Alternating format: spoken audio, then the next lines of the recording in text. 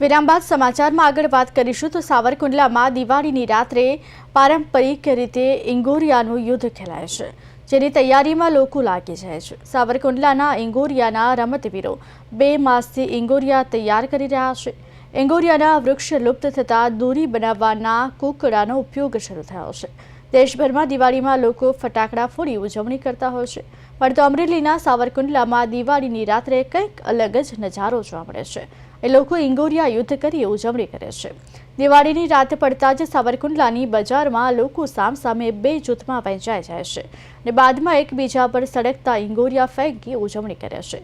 જોખમી લાગતી આ રમતમાં કોઈ વ્યક્તિ દાઝતા ન હોવાનો દાવો કરવામાં આવે છે। સાવરકુંડલા એક પ્રથમ આગવું સ્થાન જે ગુજરાતની અંદર સાવરકુંડલામાં એક જ ઠેકાણે આજે રમત રમાતી હોય અને એ રમત આજે 2025માં સુરત, અમદાવાદ, મુંબઈ, રાજકોટ જેવા મોટા સિટીમાં પણ અહીંથી ઘણો આવો માલ અત્યારે હાલ જાય છે અને લોકો ત્યાં પણ આ ઇંગોરિયા કોકડાની રમત ખેલવાના છે એવું મારું માનવું છે। બંને બાજુ પથ્થર લાગે, ત્યારબાદ આની અંદર કોલસાની ભૂકી મારવાની હોય।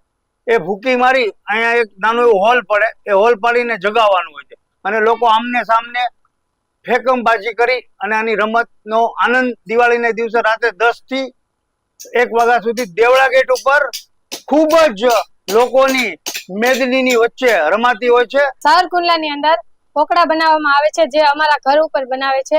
અમારા ઘરે આને કોકડો કહેવામાં આવે છે અને કોકડાની અંદર 2 સાઈડ ડટીઓ મારી અને અંદર દારૂખાન ભરવામાં આવે છે। દારૂખાન ભરી અને તેની અંદર હોલ પાડવામાં આવે છે, પછી એની અંદર વાટ નાખવામાં આવે। એ વાટ નાખી અને કોકડું ત્યાં થઈ જાય છે। પછી અમારા સાવરકુંડલાની અંદર આખા સાવરકુંડલાની અંદર આ રમત રમવામાં આવે છે।